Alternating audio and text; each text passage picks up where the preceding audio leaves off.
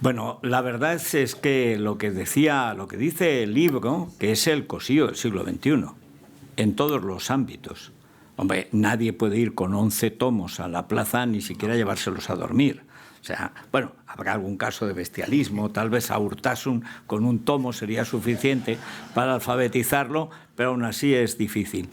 Pero es verdad que lo que ha hecho Andrés es algo que es importante, muy importante, y sobre este libro iré al final. No crean que va a ser esto interminable. Tiene que terminar porque además tiene un vino español, o sea que...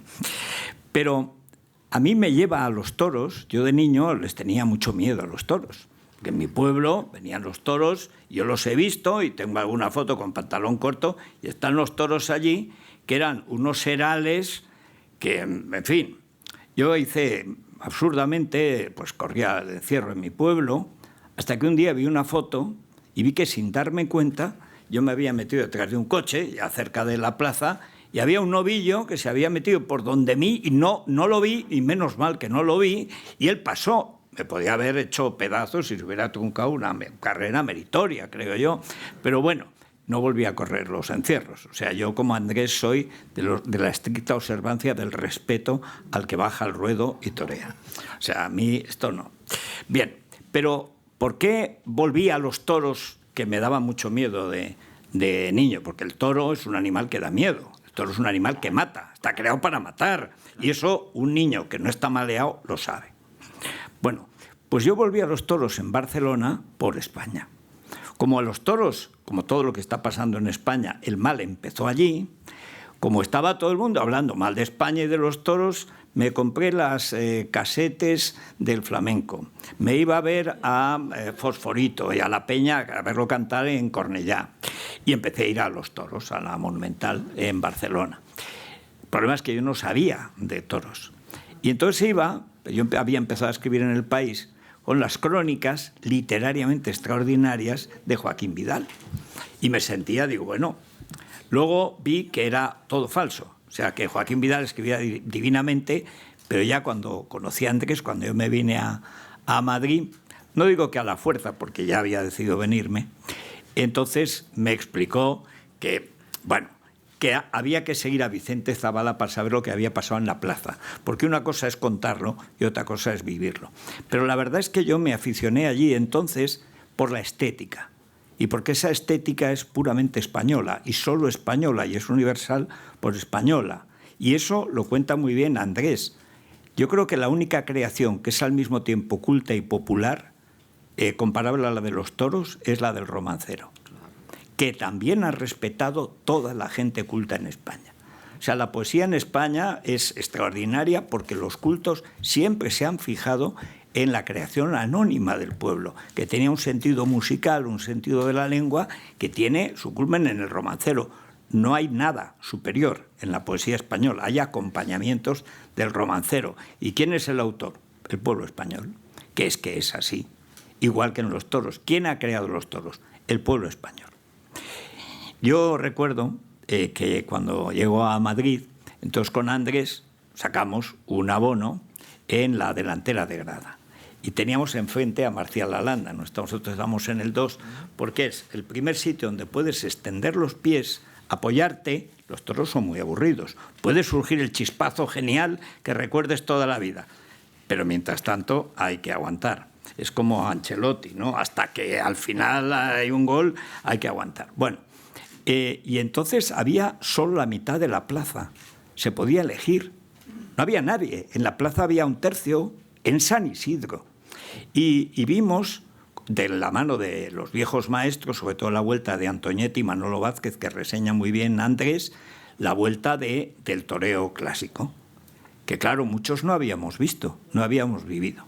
Entonces yo con Andrés, al lado de Andrés y de Ausi, que acaba de llegar, yo he aprendido a dos cosas. Primero, dado mi carácter, a esperar. Es decir, lo más difícil en los toros es esperar al toro, que además nunca sabes por dónde va a salir. Y luego, desde donde estábamos, ver las querencias, digamos, la parte científica que tiene la lidia, porque la lidia de un animal creado para matar es como evitar morir, y además hacerlo con belleza. Eso es Eso es lo más difícil del mundo. O sea, no hay artista como el torero, que es al mismo tiempo la moto, el motorista, el que da la salida, la entrada, lo hace todo él. Y se lo juega todo él y a veces el público no lo entiende. Eso lo hemos visto. Hemos visto, bueno, Victoriano, ¿qué voy a decir? Pero hemos visto a Víctor Méndez triunfar muchas veces. No siempre le aplaudían lo que tenía mérito. Y esto en las ventas, que es la cátedra. ¿Por qué? Porque el público también es muy suyo. Y recuerdo que en esa delantera de grada, un día no vino Ausi, vino Carmen Martín Gaite. Y entonces no había ido a los toros, que era muy aficionada, porque iba siempre con su padre y desde que había muerto no había vuelto. Y entonces Andrés la convenció y la teníamos ahí en medio. Entonces, cuando empieza el paseillo... Perdonen, que Carmen Martín Gaite, mayor, respetable, persona educadísima, serena, tranquila, total, inteligentísima, sensible... Bueno, novelista extraordinaria. Yo creo que solo Rosa Chacel puede estar por encima de ella en las grandes novelistas del siglo XX, o a la par. No hay nada mejor. Bueno, y estamos y empieza el paseillo. ¿Sí? Y creo que era el Gato Montés. ¡Chin! Tal.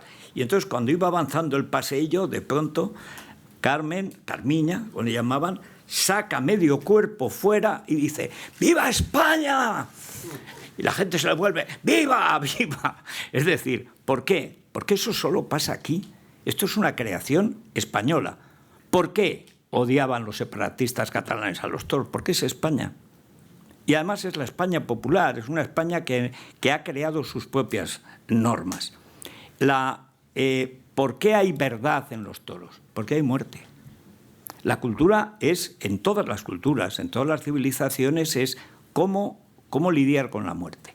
Cómo vive uno la muerte, que es lo más difícil de vivir. Y los toros son precisamente la celebración de la vida en la muerte. Georges Bataille, que estaba fascinado por los toros y escribió una novela un poco pornográfica, ¿verdad? Pero en estos tiempos seguramente pues sería casi en horario infantil, la Histoire de l'Oeil, en que él dice el erotismo es la afirmación de la vida hasta en la muerte. En el caso de los toros es todavía más, porque es precisamente cómo conseguir una muerte hermosa del toro y, si no hay más remedio, del torero. Y a veces de los dos. Último, el caso del Gillo, que mueren a la vez el toro y el torero. El toro, bonitamente, porque era una gran estocada, y el Gillo, por estas fatalidades de la vida que te pasan si toreas. Si te juegas la vida, la puedes perder de verdad. Y esa verdad que hay en los toros, que es la verdad de la muerte, eso es intolerable para el mascotismo actual. Lo del periquito, de nuestro amigo inglés, pues es eso. O sea, no hay libertad mayor ni culto más a un animal que el del toro bravo.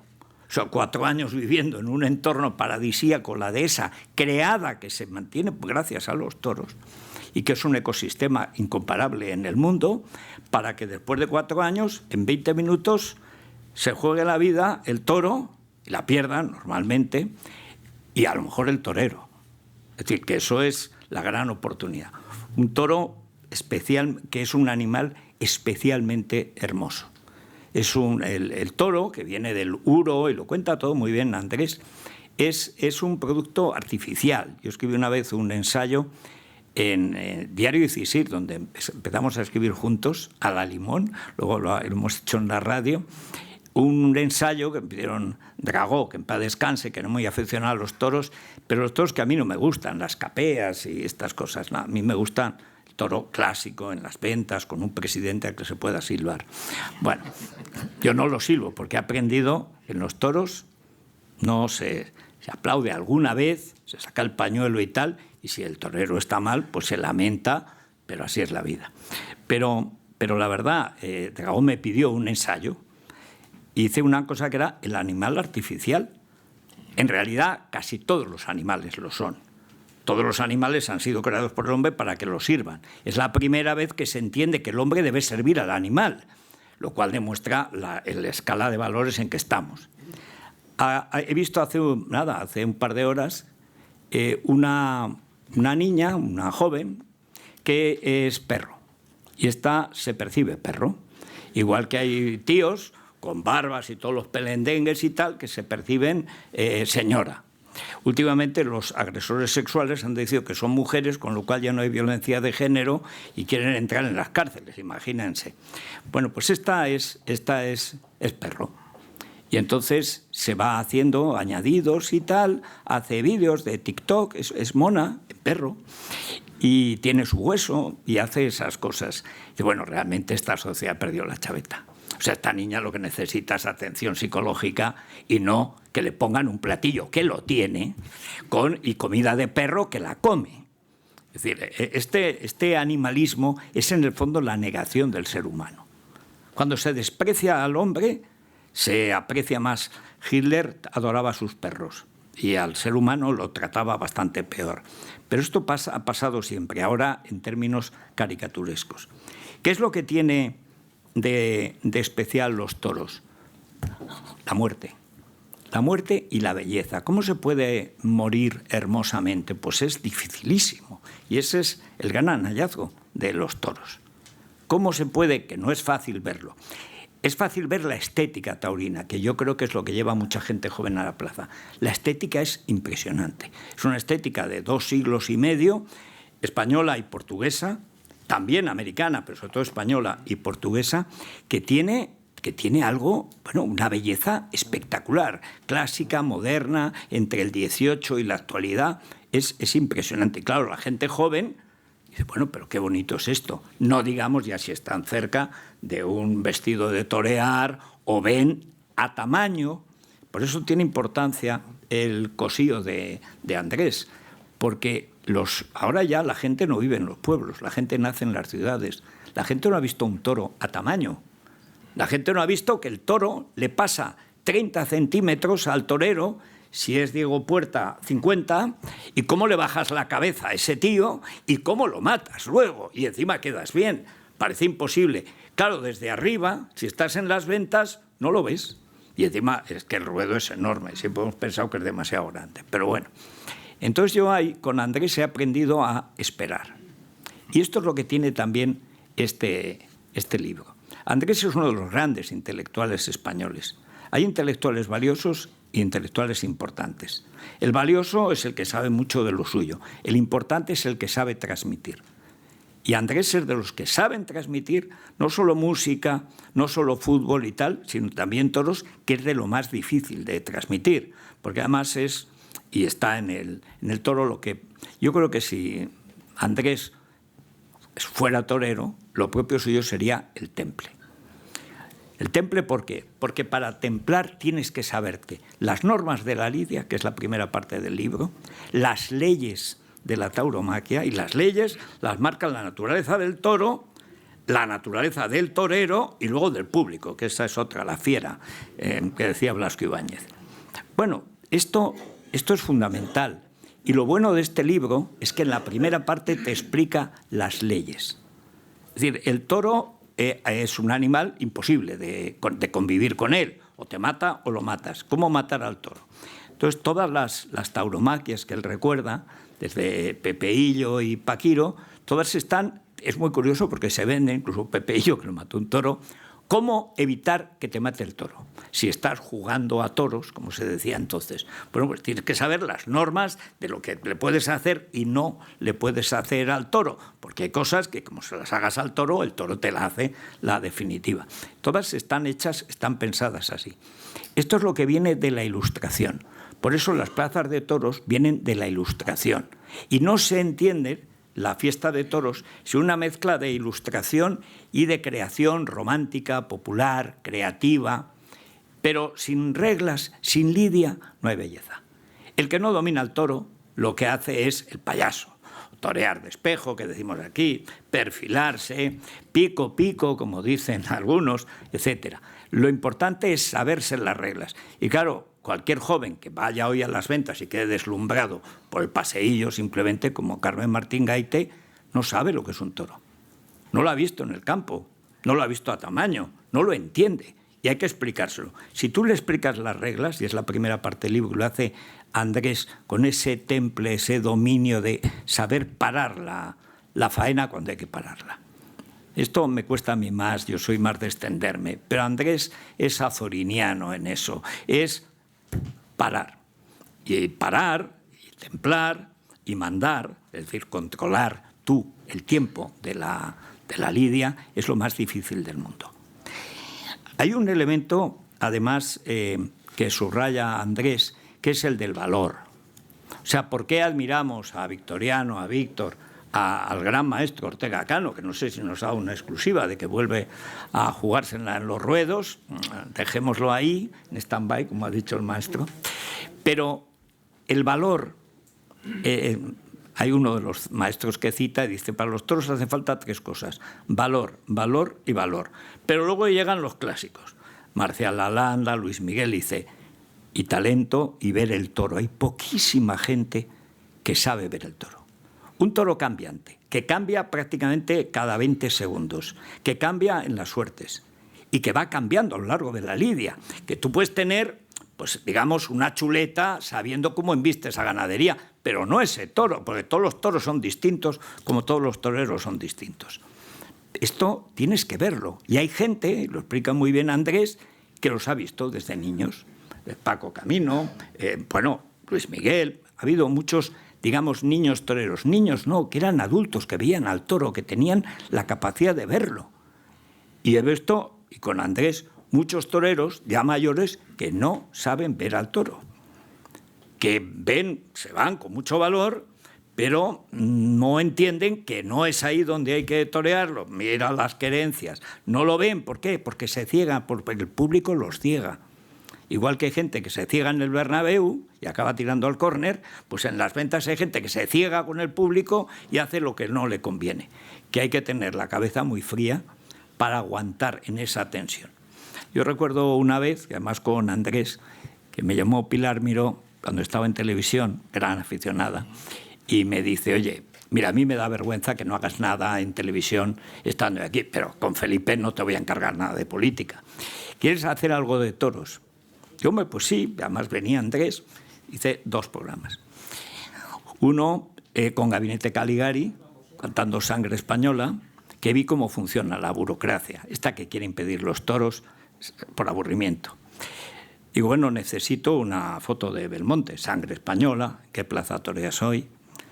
Uy, había 12 en el equipo, 2 documentalistas. No va a poder ser. No va a poder ser. Digo, menos si es una foto de Belmonte. No, porque ahora ya es ya la 1:30, ya no estamos en horario, ya hasta esta es jornada continua, mañana ya no estamos, tiene que ser pasado mañana, pero que viene a tocar gratis aquí, no va a poder ser. Acabé pagando un taxi que fuera a coger el tomo 2 del Cosío, donde está una foto de Belmonte, y entonces pudimos hacer el programa. Y entrevisté también a Niño de la Capea, comentando su última faena. Y digo, ¿y por qué volviste a los toros? ¿Por qué él volvió a los toros? Dice, por miedo. El miedo que se pasa ante el toro y el placer que se siente cuando ese animal que te ha producido un miedo atroz, ves que rueda por el suelo, ni sexo, ni drogas, ni dinero, ni nada. No hay un placer comparable. Volvemos a los toros por el miedo que pasamos y el placer que sentimos cuando hemos pasado ese miedo. Hay muchas referencias que hace Andrés, por supuesto a Belmonte, pero a otros, de que el que no tiene miedo es que no tiene valor. Lo que es un inconsciente, un insensato, un zumbao o lo que sea. Pero esto es importante entenderlo también, porque si no tienes miedo, no calculas cómo es el toro y cómo le puedes sacar lo que el toro no quiere. El toro no entiende de bellezas, el toro entiende quién manda, y eso es la lidia. Y eso Andrés lo explica muy bien. La lidia es mandarle al toro. Y cuando le mandas al toro, entonces puedes crear algo. Si no le mandas, lo que creas es, una cosa lamentable, o una acogida, o una espantada, o simplemente algo que se ve mucho, que es ponerse para que el crítico te haga la crítica de una faena que no ha visto y además que no piensa ver. He visto algunos toreros, lo voy a dejar porque tuvieron épocas buenas, que iban ahí y hablaban de los samuráis. Vamos a ver, ¿desde cuándo un torero va a abrirse la tripa y sacarse el bandullo en una plaza de toros? El torero va a dominar a la fiera, no a que la fiera lo coja. No va a jugarse la vida va a jugarse la vida venciendo al toro, no haciendo que el toro te venza a ti, que eso es una patología de gente que no entiende mucho de toros o no entiende nada. Yo creo que este libro va a tener, Imelda, un montón de ediciones, porque no hay nada igual, no hay nadie que explique con tanta claridad lo que es la parte clásica de ilustración de los toros, que es la lidia, las normas, lo que hay que saber del toro, y luego además ya la vida de los toreros, que es una fuente de anécdotas extraordinaria. Creo además que el toro es un refugio de libertad y que los toreros solitarios lo han vivido. Hay una frase que dice de un clásico Andrés que me parece que resume el pensamiento liberal. K1 es K1. Y es K1 es K1. Y hay una palabra que detesto, que es todos. Todos no existe, todos no hay todos. En cambio, K1 es K1. Y nadie lo siente tanto como el torero delante del toro. Y esa es la fiesta que Andrés nos permite entender como uno de los grandes intelectuales de nuestro siglo. Este libro hay que tenerlo, y si no lo tienes quedas fatal. O sea, bueno, muchas gracias, Andrés, y enhorabuena.